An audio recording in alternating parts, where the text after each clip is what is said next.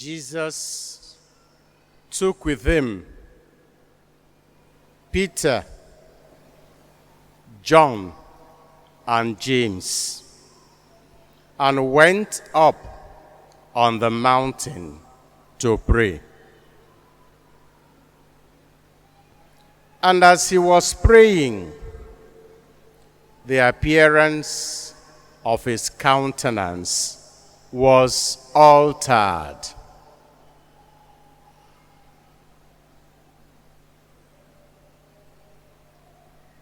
My dear brothers and sisters, we are already 10 days into this wonderful season, the season of intense preparation for the life of Easter. Not just for the feast of Easter, but for the life of Easter. During Lent, we practice what we should be as Christians. The first Sunday of Lent presents us with Jesus' encounter with himself, with the evil one, with his God, presents us with the importance of decision early enough in our life. This second Sunday presents us again with Jesus' encounter, and this time along with his apostles, some of them, with the glory that he had before he came to the world, as he would pray in John's Gospel chapter 17. The glory he had with the Father before the beginning of the world, and the glory that he would have at the resurrection. But he took these apostles to experience this glory in order to prepare them and to teach them the basis and the meaning of what he was going to go through in Jerusalem. Before Jesus went up to the mountain with his disciples, with his apostles, Luke chapter 9, verse 22. After he had asked the apostles, "Who do you say I am?" And Peter rightly said, "You are the Christ." He told them not to tell anybody, and announced in verse 22, since they had now understood he was the Messiah, he told them, "The Son of Man must suffer greatly and be rejected by the elders, the chief priests, and the scribes, and be killed. And on the third day, the Son of Man will be raised." Matthew and Mark tell us that after having told them this, Peter told him, "God forbid, this will not happen to you." It was therefore clear to Jesus that although God had revealed to Peter that he was the Messiah, they did not understand who he was, what type of Messiah he was. And he took them to the mountain. Luke alone tells us that they went there to pray. Luke's gospel emphasizes prayer several times. And as I always encourage you, when you read the gospel, compare the passages between the various gospels, Matthew, Mark, Luke, and John. You will notice that although Matthew, Mark, and Luke are similar, there are still differences. Don't worry yourself about the details of those differences, but let them add to your understanding of the message.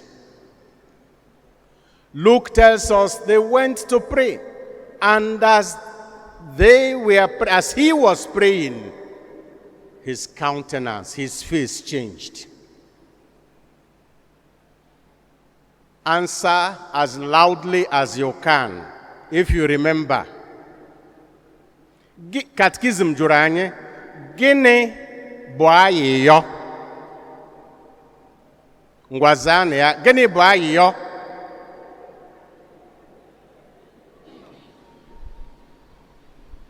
Amaghị m ọ bụ na unu ejighị microphone, ma ọ bụ na unu amaghị ya.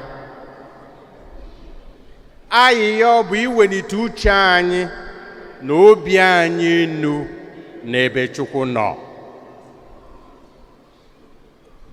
When Jesus was praying, and each time the Gospels tell us that Jesus went to pray, that means went to be with the Father, or to emphasize the presence of the Father in his life.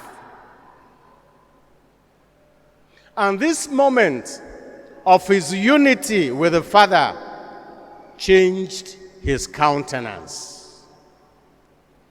I want to tell you, my dear brothers and sisters, anytime you are really praying and praying well, your face changes.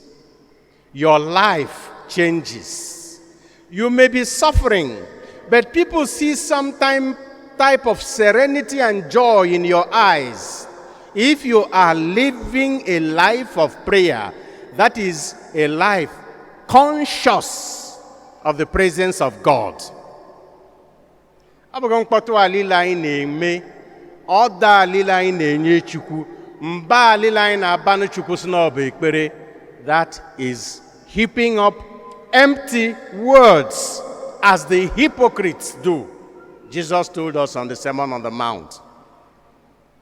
You remember the experience of Moses in the book of Exodus, when he went to collect the commandments, the covenant from God. When he was coming down from the mountain, his face was dazzling and the people were afraid of him. Any child of God who constantly lives his or her life conscious of the presence of God, it is noticed in their face, in their eyes, in their words, in their behavior. Jesus in the presence of God, the Father, and his countenance changed. As our people will say, Ushine Mado, for. And that affected even his clothes. Because everything around you changes according to your own relationship with God. What is destroying Nigeria is that our religions, plural, are no longer about God. For many people. I have said it in another occasion, and I repeat it frequently. For many Nigerians, Christianity has become only a means of solving immediate problems, and for many, of acquiring immediate wealth. You go to the pastor to sow seed so that you will become rich. You come to the church to do harvest so that you become rich. And the pastor or the priest asks you to give more so that you become rich. And I will always tell you, anybody who tells you that if you give money to God, he will multiply your own, let him take the little he has and give it to God so that God will multiply his own and he won't ask from you again. But that is what religion, Christianity, has become for many. And Paul tells us in this second reading that many of us are living as people who are enemies of the cross of Christ, being proud in what they should be ashamed of, because all that interests them is what will satisfy immediate need. Christianity that has just become mere materialism and pursuit of material wealth and well-being. And for many Muslims, Islam has become only a platform for control of power in Nigeria and manipulation of the poor. Those Muslims who have become violent and are killing others are victims of the manipulation of those leaders who want to use them to cling to power and control the wealth of the nation. They don't know. They think they are fighting their cause and for their religion. And even traditional religion has become mere fetishism and ritualization of evil. Ogwego, ritual killings, wickedness. It is no longer about self-sacrifice. It is no longer about community feeling and community life. It is now about how quickly to make money, even at the expense of others, to the point of killing and sacrificing them. That is what happens when our religion is not pure. And the society decays as our country, Nigeria, is decaying, full of religious people. But when your relationship with God is honest, pure, intense, based on love, even the clothes you are wearing, even your shed in the market, even your office, the classroom, all those places will be transformed and reflect the glory of God.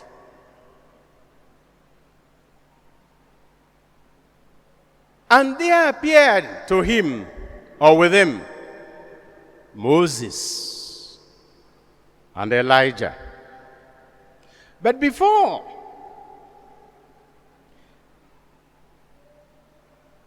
Jesus went to this mountain, and the reason this time was to strengthen the apostles. He often went to pray alone. There are some times we are told he prayed with disciples, sometimes with all of them, and sometimes with only these three. Moses and Elijah appeared. Moses is regarded in biblical tradition as the prototype of the Messiah. He is the person who is regarded as manifesting the type of person the Messiah will be. Before Moses died, he told the Israelites in Deuteronomy chapter 18, verse 15, a prophet like myself, like me, will the Lord God raise up for you from among yourselves. Moses promised them that God will raise a prophet like him who would deliver them from evil. There have been various understandings. Maybe at that time they thought it was Joshua. At other times they may have understood that as some other great leader. But to show us that the Jews had not yet accepted any of those people as the prophet that Moses promised them, in John chapter 1, verse 21, when the Jews came to question John the Baptist, who was baptizing, they asked him, "Are you the Messiah?" He said, "No, I am not." Then, "Are you the prophet? That prophet that Moses promised us?" He said, "No, I am not." Then they asked him, "Why are you baptizing?" So, the prophet, like Moses, whom the Jews had been expecting. Again, the prophet Malachi tells us in Malachi chapter 3, verse 23, that before the day of the Lord would come, God would send Elijah to announce the coming of the day of the Lord, to turn the hearts of children to their fathers. That was why Zechariah in his canticle mentioned the birth of John as the fulfillment of that promise. So the presence of Moses and Elijah was a completion, a fulfillment of, in Jesus, of all the promises of the Old Testament.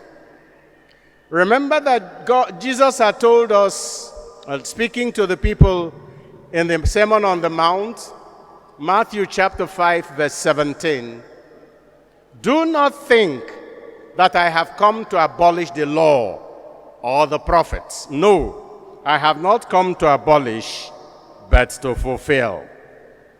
So the presence of these two people, and remember the mystery surrounding the deaths of Moses and that of Elijah. Book of Deuteronomy tells us that up till now, nobody knows the grave of Moses. Deuteronomy chapter 34, verse 6. That made subsequent Jews assume that Moses even went directly to heaven. But the book tells us that Moses died and God buried him there. But up till now, nobody knows his grave. And of course, Elijah, you remember his experience with his disciple Elisha in the second book of Kings, chapter 2. Verse 11 said that as Elisha was looking on, Elijah was taken up in the chariot of fire. So these two, Moses and Elijah, were not just prototype and forerunner of Jesus, but also Old Testament models and representatives of what Jesus himself came to fulfill. That was to help the apostles. Because of their difficulty in understanding the message, the Son of Man is going to Jerusalem. He will be condemned, he will be rejected, he will be killed, but he will rise.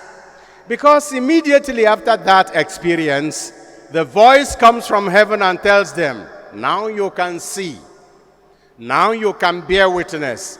This is my beloved Son, the chosen one. Listen to him. Because he is not just a human being, he is also my son. He is primarily my son.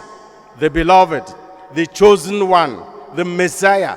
Listen to him. What use is a prophet when people don't listen to him? Immediately after they came down, there was a difficult experience that the disciples had. When they came down from the mountain after the transfiguration, there was a man who brought his child who was sick, but there was an argument among the apostles because they could not cast out the demon.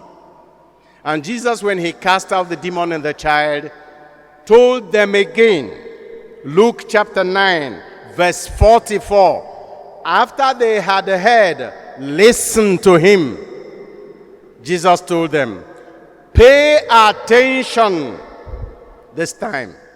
Pay attention to what I am telling you. The Son of Man is to be handed over to men. Otito diri Jesu. Unless we pay attention to this message, unless we learn to listen to God, listening to his word revealed in Christ and recorded in sacred scripture, we shall not understand the mysteries of our life. Our life is usually lived between the valley and the mountaintop.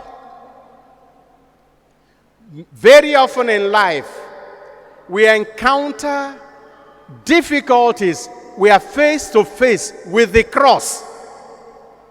Misunderstanding in the family, ill health, bereavement, lack of success in one's endeavor, poverty caused by others, insecurity, fear.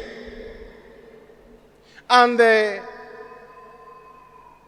Hail Holy Queen says we are living in a valley of tears.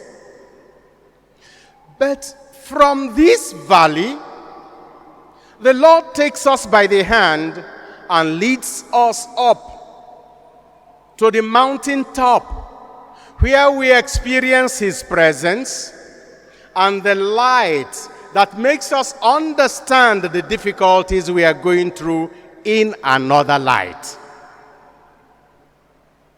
His face dazzled, and his clothes changed. And also, the apostles saw this glory, even though they were heavy with sleep, but they managed to remain awake. Many of us miss the perception of the glory of God in our lives because we are asleep. When God reveals himself to us in our daily lives, often we don't see him because we are morally and spiritually asleep. Peter said, Master, it is well that we are here. Let us make 3 booths. Well, some will tell you that Peter found the place so beautiful that he wanted to remain in the presence of the Lord.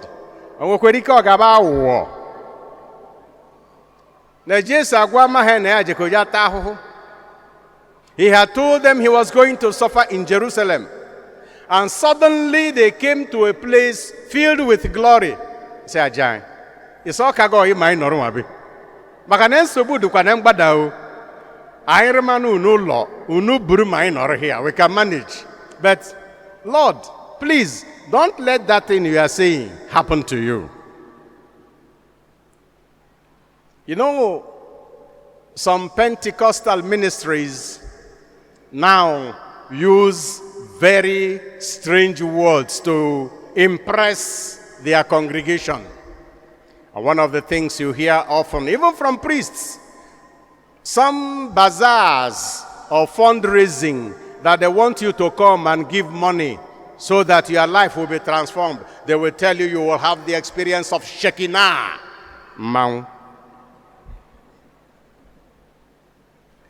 Shekinah means simply God's dwelling. And in the Old Testament, God's dwelling is represented by the presence of the cloud. You'll find that in Exodus, and it was prophesied in the second book of Maccabees that this presence in the cloud will appear again in the Messianic times. The presence of that cloud reminded Peter and the apostles, "Eba buru bi obibi for my son." You can't build him a house here. He's living in the presence of my glory. He does not need your house. All he needs is that you understand who he is and listen to him. Lord, it is good that we are here. As we experience your presence on this altar, on this mountain of Calvary, let it strengthen us and give us better and clearer understanding of what happens to us down in the valley of our daily struggles, in the valley of our sweating, in the valley of our bleeding, in the valley of our tears. And may I invite all children of God, don't allow yourself to remain for too long in that valley. Our coming to Mass, weekly or daily, should really be an experience of going up to the mountain where we experience the glory of God to be able to face the challenges of the evil spirit in the valley of our daily lives. It is only after the resurrection, it is only at the end of our life that we can eventually dwell eternally with him in that Shekinah. Peter, James, and John, although they had this experience before the suffering of Christ, they didn't quite understand it. Jesus took them again to come with him to the garden, the valley of Cathedral, the place where he was sweating blood. And he was conversing with the Father.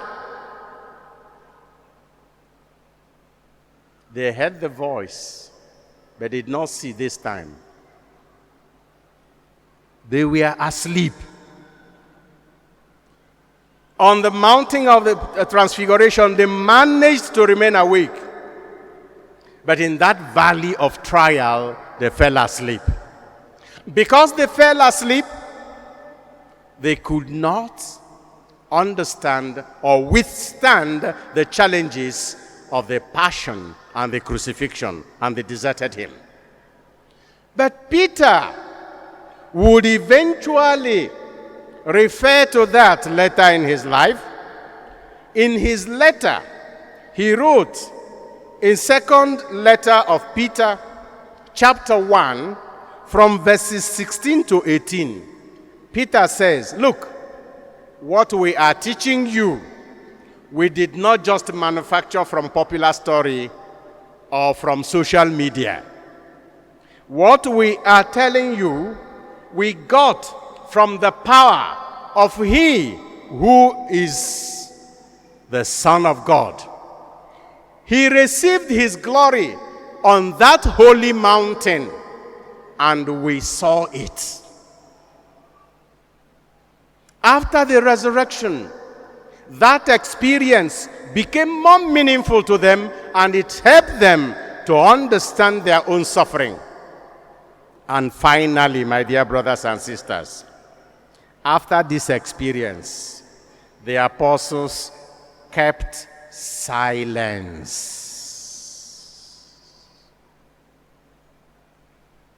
The apostles kept, all of you repeat with me, the apostles kept silence.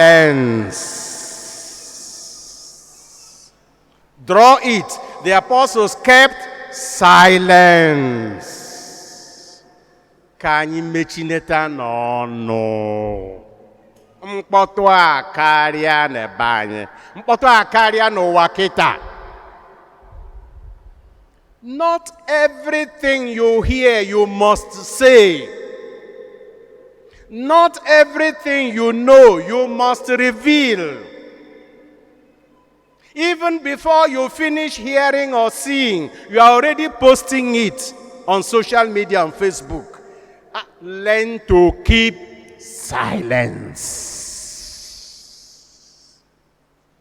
for a better understanding. Our Mother Mary kept all these things and treasured them in her heart. We are living in a generation without history and a generation without reservation about information to give. O nwere ije anụma ịgba nkechi agwala onye ọzọ. Nwee ihe ije ahụma ịgba nkechi akọleni onye ọzọ. If it will not be understood, if it will mislead people, if it will lead others, if it is not told in charity, if it is not helpful, keep quiet. I know somebody who perceives, has the gift of perceiving anything serious that will happen to a person close to her. If her child, husband, close friend will have any problem of ill health, accident, trouble, she perceives it very clearly. What does she do? She contacts A, B, C. Pray for this. And she herself goes into prayer.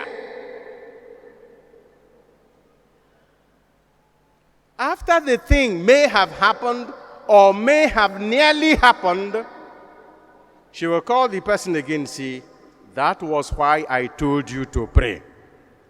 And I once asked her, why don't you tell the person concerned? She said, I am powerless. I can't say it.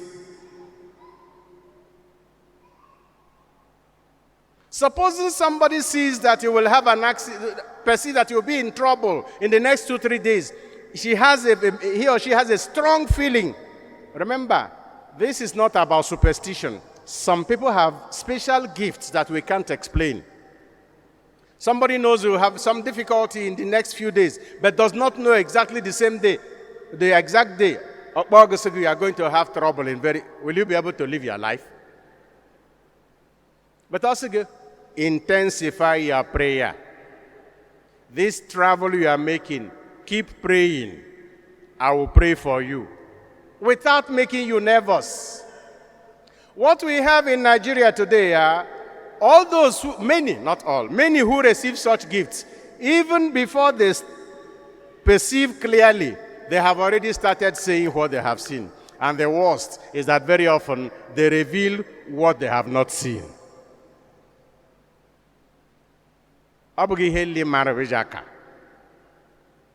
Let us learn to, like the apostles, to keep silence until when the information we will give will be helpful to others. Peace be with you.